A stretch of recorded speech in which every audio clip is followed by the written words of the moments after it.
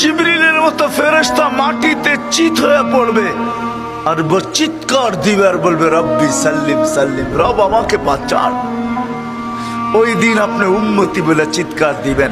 আমি জানি বিদায় কিয়ামতের মাঠের বাদশা আপনি, কিয়ামতের মাঠের মালিক আমি। আমাদের দুইয়ের মাঝে কিয়ামতের মাঠ সীমাবদ্ধ।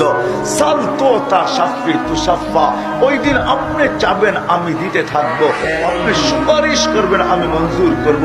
লা ইউখজিকা ফি উম্মতি, আপনার উম্মতের ব্যাপারে আমি আপনাকে লজ্জিত করব। ওই মুহাম্মদুর রাসূলুল্লাহ। হায় হায় হায়, ফতেহাবাদের মানুষ, টাইম অনেক লম্বা হয়ে গেছে, আমি আর লম্বা করতে চাইতেছি না। দুই একটা অবশ্যই বলবো। হায়, যে নবী উম্মতকে কোনো স্তরে, কোনো স্থানে, কোনো জায়গায় ভোলেন নাই, এমনকি মৃত্যু লগ্নে দুনিয়ার থেকে যেদিন বিদায় নিতেছেন, ওই বিদায় মুহূর্তে পর্যন্ত চোখে পানি। জিবরিল জিজ্ঞাসা করছে, এই মুহূর্তে চোখে পানি, ওয়ান্তা ইলা রাফিকিল আলা, আপনি এখনই তো আল্লাহর সান্নিধ্যে চলে যাবেন। আল্লাহু ইয়ান্তাযিরু, আল্লাহ আপনার অপেক্ষায় অপেক্ষমান, আপনি কখন পৌঁছবেন? এখনো চোখে পানি আপনার।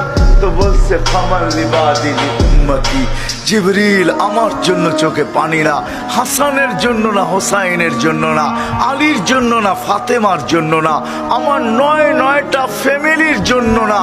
যদিও কারো ঘরে কোনো খাবার নাই, সব ক্ষুধার্ত, আমিও ক্ষুধার্ত, দুনিয়ার থেকে যাইতেছি, এটার জন্য আমার চোখে পানি না, আমার চোখে পানি ফামান লিবাদি উম্মতি, আমার পরে আমার উম্মতকে কে দেখা রাখবে?